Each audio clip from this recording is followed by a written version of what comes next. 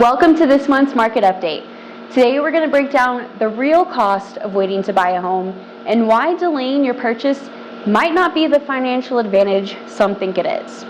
Now, on the surface, waiting for interest rates to come down seems like a smart move. After all, a lower rate means a lower monthly payment, right? It makes sense. But in reality, holding off in hopes of better rates might not actually save you money. In fact, it could end up costing more than most buyers realize. It's easy to think putting off a big financial decision like a home purchase is a smart move, and sometimes it is.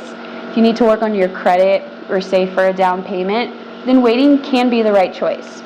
But if you're waiting simply because you think home prices will drop or that a better market is coming, it's important to take a realistic look and understand what waiting could actually cost you. Over the past 35 years, home values in the U.S. have increased at an average annual rate of about 4%. We refer to it as the 4% trend line. Now, this historical trend gives us a solid benchmark for understanding long-term appreciation and how home prices typically behave over time.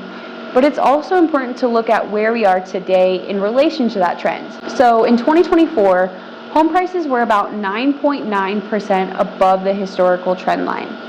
For perspective, in 2006, before the housing crash, home prices were 21% above the trend, which is more than double where we are now. And that's a really key distinction because while prices today may appear high, they're not in bubble territory we saw back then. The factors driving the market now are fundamentally different from those that led to the previous housing crisis. Now, will we see 4% appreciation in 2025? Probably not.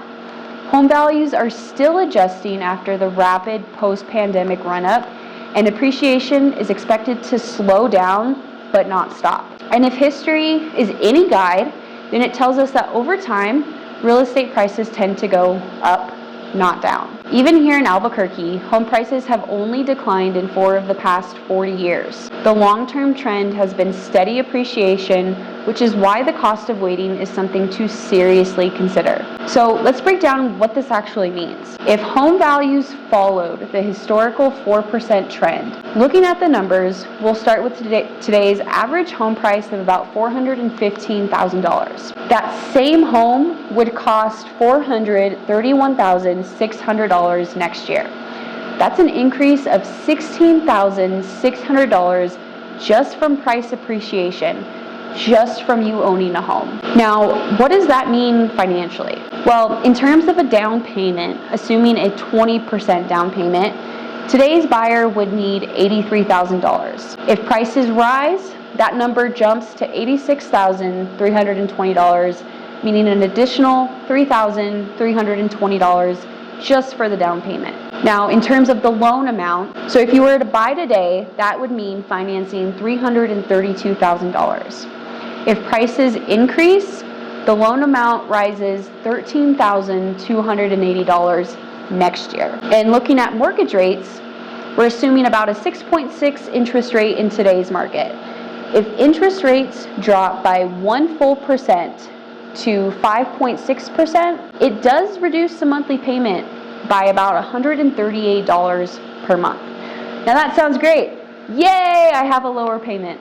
But here's the key takeaway. Even with a lower rate, it would take 12 years to recapture the lost equity. That lost equity and down payment would cost you almost $20,000. And if home prices increase by more than 4%, that break-even point stretches even further. Now, if home prices were to appreciate more modestly around 2.5%, which probably will be closer to what we see in the Albuquerque market, maybe 3.5%, it would take about 6 years to recapture that lost equity, and the lost equity and down payment would cost you almost $12,500.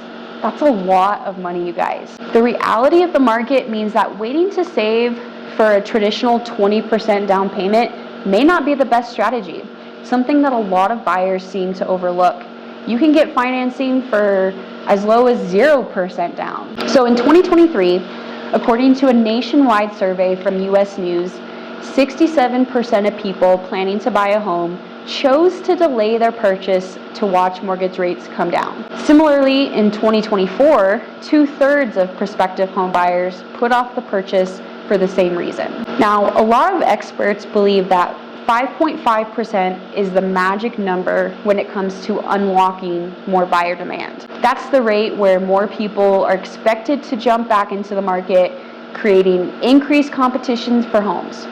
But how likely is it that we'll see 5.5% mortgage rates anytime soon? It's not very likely. The Federal Reserve has signaled that rate cuts may be coming later this year, but most predictions suggest only slight reductions, not a dramatic drop. And what happens when rates do eventually reach that number? More buyers are going to flood into the market.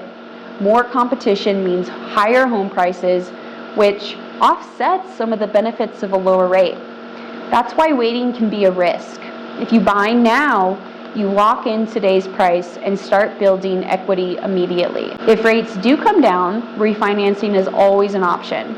But if you wait and home prices follow their historical trend, you could end up paying significantly more, both upfront and over time. And then you have the other side. What if rates go up? Now, let's talk a little bit about affordability. Some people are waiting for home prices to come down, thinking they'll get a better deal if they just wait long enough.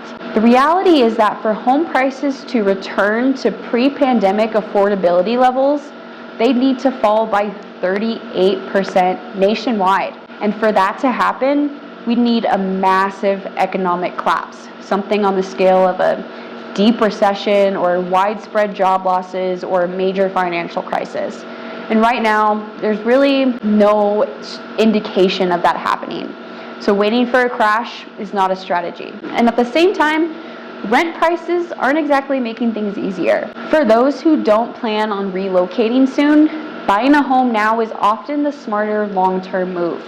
The house you pass on now will cost you even more the longer that you wait. And even if prices were to decline in the short term, long-term buyers will still win. If home values drop, it won't matter as much because you'll have time to ride out the cycle while still building equity instead of paying rent with nothing to show for it. Yes, there are situations where it might be better to wait.